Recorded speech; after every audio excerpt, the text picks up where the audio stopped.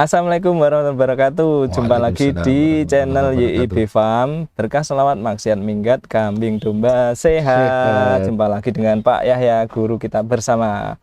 Langsung saja Pak ya. Ini Ya. ada yang tanya. Main apa kita? Main apa? Ini kan ada yang tanya. Ini kan kebetulan lagi musim kemarau Pak. Mungkin pakan apa yang bisa untuk apa nggih? Memenuhi kebutuhan pakan domba Pak di musim-musim seperti ini untuk pakan tambahan yang di alam maksudnya. Oh ya. Oke, kalau domba saya ini mohon maaf kalau ngomongnya konteksnya agak sempit karena kita di Kediri ya. Di Kediri kalau kemarau seperti ini kebetulan jagung itu panen banyak. Oh Jadi jagung. kalau di Kediri pasti yang potensial apa? Tebon pocokan yang di atas buah itu. Tebon itu pasti sangat berpotensi karena jumlahnya banyak lah kan. Dengan cara sekarang terutama di teman-teman peternak domba dengan sedikit upaya dicacah sudah bisa jadi pakan alternatif yang sangat tersedia. Kemarin saya lihat di grup malah seperti di tempatnya Pak Alvin ya di situ Bondo itu bisa bertruk-truk gratis katanya malah. Tebon itu? Iya, karena banyak sekali. Jadi kita melirik-lirik potensi lokal yang ada di tempat kita. Jadi apa yang ada kita maksimalkan seperti itu. Kalau di Kediri tebon, mungkin ada yang juga diskusi karena juga banyak di sini tebu atau daduk atau momol. Nah, sebenarnya itu juga berpotensi, tapi jangan mohon maaf jangan disalahgunakan dengan digunakan berlebihan dengan tunggal misalnya. Kalau ini kan kita ngomong kondisi agak darurat karena Sebagai tambahan. Nah, sebagai tambahan, saya ada nganjurkan di Blitar kapasitas berapa itu? 300-an ekor itu ada yang pakai silase dari daun tebu.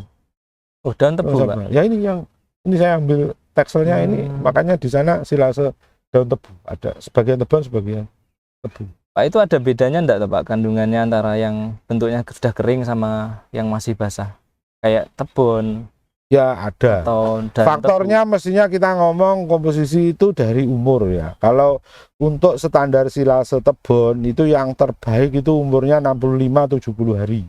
Ini bahan standar yang disebut sebagai corn silage yang untuk komposisi pakan komplit di sapi perah. Itu umurnya 65-70. Kalau yang kita omongkan di awal tadi karena yang banyak ini panen, berarti ini masuk kategori jerami karena dia tanamannya tua. Karakter yang paling berbeda adalah kadar airnya lebih rendah, seratnya lebih tinggi. Kalau jerami yang ketiga catatannya apa? Mineralnya tidak seimbang. Itu karakter semua jerami seperti itu. Karena dia terpaut dengan umur, berkait dengan umur, ya seratnya pasti lebih tinggi karena dia tua. Jadi ini bisa kita aplikasikan juga kalau di tebu, kalau yang di Kediri ada tebu kelentean atau osetan yang umur muda untuk membersihkan batang tebu itu dengan tebu momol yang kita peroleh ketika dia sudah ditebang umurnya 1 tahun dengan yang berbanding 3-4 bulan pasti juga berbeda kandungannya.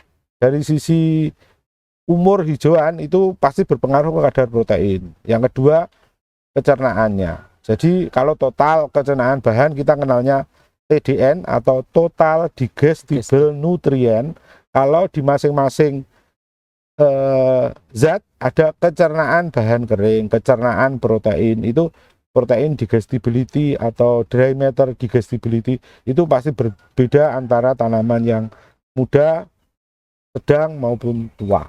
Jadi karakter itu kita ingat untuk memberikan koreksi atau tambahan atau suplementasi zat-zat tertentu atau yang mungkin kita masukkan ke dalam konsentratnya yang berbeda. Jadi tetap itu berfungsi sebagai hijauan atau pengganti hijauan. Bisa saya rasa yang seperti itu. Kalau ini Pak, kan ada damen ini bisa Pak? Bagaimana konsepnya? Jerami saya pakai ya, bahkan saya tunjukkan cara penggunaannya. Sebenarnya ini agak penyalahgunaan. Sesungguhnya yang biasanya diaplikasikan itu model haibang namanya. Jadi rumput kering yang disetokkan atau disediakan secara ad libitum harus untuk memastikan dia jika sewaktu-waktu butuh serat atau rumput dia tersedia. Nah, saya modif karena di sini yang bisa saya peroleh seperti itu jerami. Ini termasuk upaya saya selain untuk liter juga untuk stok pakan. Nah, kemarin kita lihat, kita coba dari pemberian yang kemarin sampai hari ini ternyata juga dimakan. Nah, itu satu strategi saya dari menggunakan bahan yang mudah dan tersedia di sekitar kita. Dan tentu saja yang ketiga pasti apa? Murah. Kita termasuk include di pertimbangan membeli sesuatu pasti harga. Jadi dalam harga yang kurang lebih sama kita masih bisa berpikir untuk memilih mana yang kira-kira lebih bergizi atau ada pertimbangan keunggulan lain, mudah didapatkan, mudah disimpan, dan dalam cara pemberian lebih sederhana. Mungkin itu juga perlu dimasukkan pertimbangan, gitu Mas. Sama ini Pak ya, kan kalau mungkin apa, ada anggapan kalau tidak dicombor itu kayak tidak maram. Sebenarnya comboran ini gimana Pak ya? Baik atau bagus atau gimana? Comboran itu kalau di sini berarti konsentrat yang diberikan dengan tambahan air sekaligus untuk minum ya. Ya, ini mungkin kita perlu belajar pada peternak-peternak senior sapi.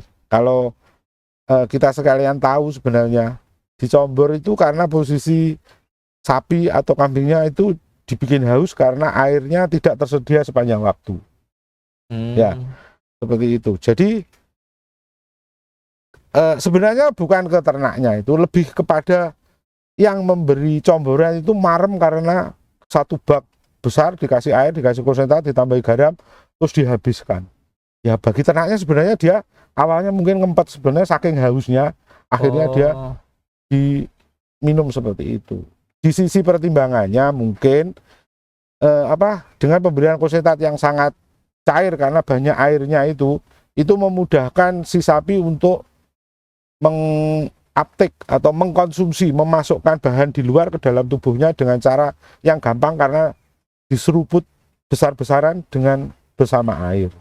Itu. Tapi Anda perhatikan juga kalau konsentratnya jelek, misalnya ada sekam gilingnya, apa yang terjadi?